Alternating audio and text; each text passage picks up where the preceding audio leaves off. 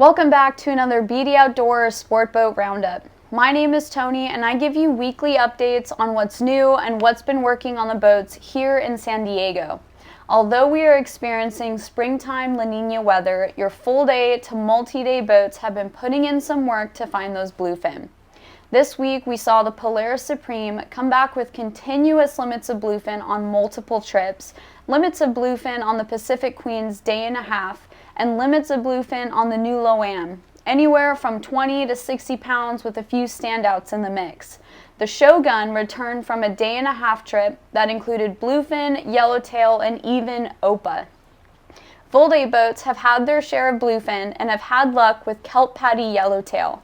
Starting June 1st, the Grande has added day and a half trips to the schedule, mixed in with full day trips offshore.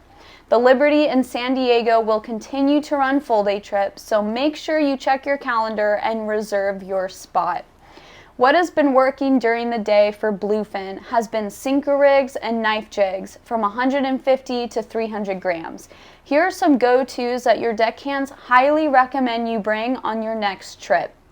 For kelp patty yellowtail fishing, bring a 30-pound fly line outfit, and for smaller grade fly line bluefin, a 30 to 40-pound outfit with matching fluorocarbon and 2/0 circle hooks. For sinker rig fishing, you shouldn't be using anything less than 60-pound tests.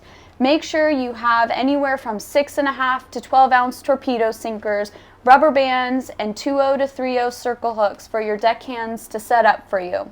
Now, let's take you outside and I'll show you how to best work this setup. Alrighty here guys, so in a previous video I showed you how to set up for a sinker rig setup. This time I'm going to show you the action behind it.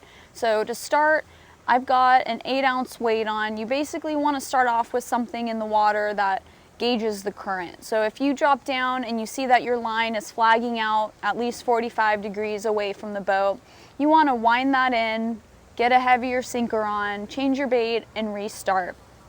So once you've got your bait hooked on there, what you're going to do is put your thumb right on that spool, flick that lever down, and you're slowly going to drop your line down into the water.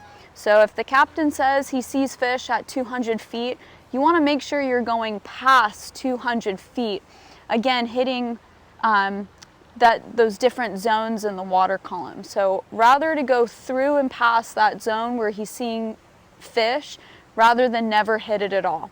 So with this method, your line is either constantly dropping in the water column or you're constantly winding up. Should never be just sitting there stagnant, stopped in the water.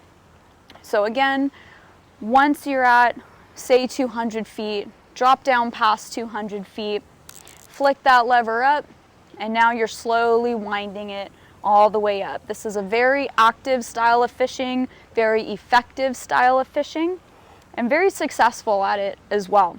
So hopefully you guys take some of these tips onto your next trips, and until then, I'll check in with you guys next week.